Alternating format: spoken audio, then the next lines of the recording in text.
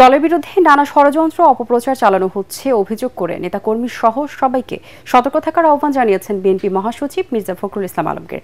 কিশোরগঞ্জের পুরানো স্টেডিয়ামে জেলা বিএনপির সম্মেলনের উদ্বোধন করতে গিয়ে তিনি এই কথা বলেন। মির্জা ফখরুল বলেন, জনগণের রায় নিয়ে তারেক রহমানের নেতৃত্বে দেশ পরিচালনার দায়িত্ব নেওয়ার সুযোগ এসেছে, সে লক্ষ্যে ঐক্যবদ্ধভাবে কাজ করতে হবে। সম্মেলনের দ্বিতীয় পর্বে বিকেলে লন্ডন থেকে প্রধান অতিথি হিসেবে ভার্চুয়ালি বক্তব্য রাখবেন বিএনপির ভারপ্রাপ্ত চেয়ারম্যান তারেক রহমান। সম্মেলনে 2,000-এর বেশি ডেলিগেট সরাসরি ভোটের মাধ্যমে আগামী 3 বছরের জন্য জেলার নতুন নেতৃত্ব নির্বাচন করবেন। আজকে অনেক ষড়যন্ত্র চলছে, মিথ্যা অপবাদ দেওয়া হচ্ছে, অপপ্রচার করা হচ্ছে বিএনপির বিরুদ্ধে। এই যে কথাবার্তা বলে, যাদের তারকে জন্ম হয়েছে তারাও বলে, যারা 1971 সালে ভিন্ন জায়গায় ছিল, ভিন্ন অবস্থানে ছিল, তারাও বলে বিএনপি হচ্ছে সেই দল, যেই দল হচ্ছে ফিনিক্স পাখির মতো। বহুবার চেষ্টা করা হয়েছে বিএনপিকে ধ্বংস করবার, বিএনপিকে ভেঙে ফেলবার, কিন্তু বিএনপিকে কেউ ভাঙতে পারেনি। স্বৈরাচারের দোসর যারা 2024 সালে আওয়ামী লীগের অধীনে নির্বাচন করেছিল, তাদের নিয়ে জামায়াতে ইসলামী যুগপৎ আন্দোলনের নামে জাতীয় নির্বাচনকে বাধাগ্রস্ত করার অপচেষ্টা করছে বলে অভিযোগ করেছেন বিএনপির স্থায়ী কমিটির সদস্য সালাউদ্দিন আহমেদ। রাজধানীর ডিপ্লোমা ইঞ্জিনিয়ার্স ইনস্টিটিউশনে তারুণ্যের রাষ্ট্রচিন্তা নিয়ে সংলাপে তিনি আরও বলেন, ঐকমত্য কমিশনে আলোচনা, আবার রাজপথে আন্দোলন, স্ববিরোধিতা। অন্তর্বর্তী সরকারের সাংবিধানিক বৈধতা নিয়ে প্রশ্ন তুলে দেশের সাংবিধানিক শূন্যতা তৈরি করা হচ্ছে, তাতে পতিত স্বৈরাচার লাভবান হবে বলেও মন্তব্য করেন সালাউদ্দিন আহমেদ। সংলাপে এনসিপির মুখ্য সংগঠক হাসনাত আব্দুল্লাহ বলেন, প্রচলিত রাজনীতির ধারাকে বদলে দিয়ে বাংলাদেশপন্থী রাজনীতিকে এগিয়ে নিতে চায় তার দল।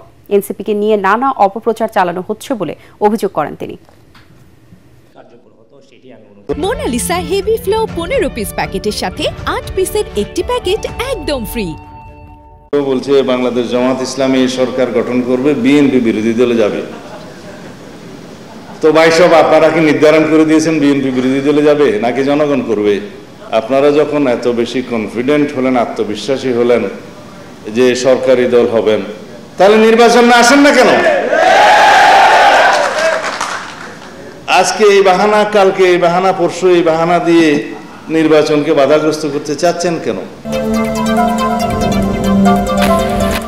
আওয়ামী লীগের সহযোগী অভিযোগ দিয়ে জাতীয় রাজনীতির প্রক্রিয়া থেকে জাতীয় পার্টিকে বিচ্ছিন্ন করার চেষ্টা করা হচ্ছে বলে মন্তব্য করেছেন জাতীয় পার্টির একাংশের চেয়ারম্যান আনিসুল ইসলাম মাহমুদ। গুলশানে চলমান রাজনৈতিক অবস্থা নিয়ে আয়োজিত সংবাদ সম্মেলনে তিনি বলেন, নির্বাচন থেকে জাতীয় পার্টিকে বাইরে রাখার ষড়যন্ত্র নতুন নয়।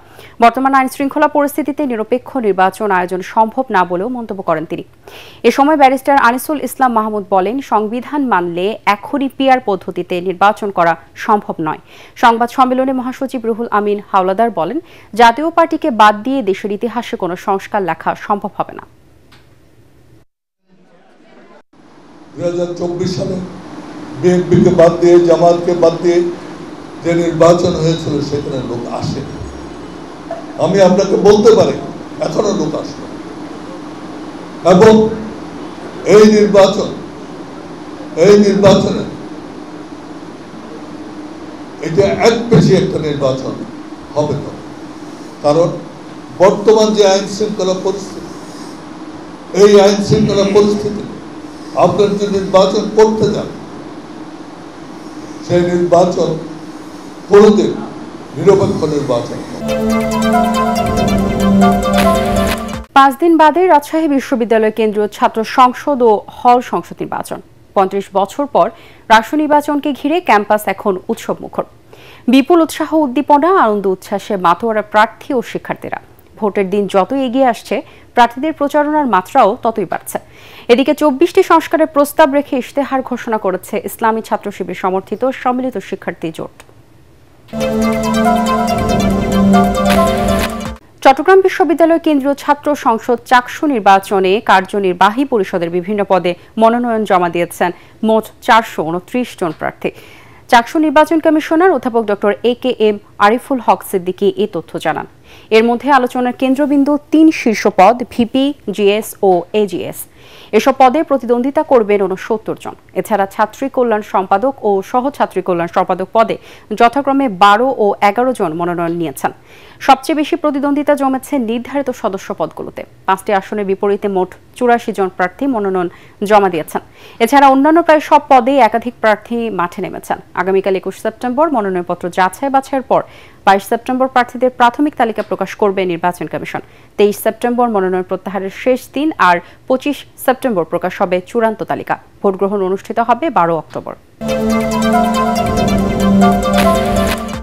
দেশে গবেষণা বাড়ানোর পাশাপাশি দক্ষ মানব সম্পদ বাড়ানোর উপরে গুরুত্ব আরোপ করেছেন শিল্প উপদেষ্টা আদিলুর রহমান খান।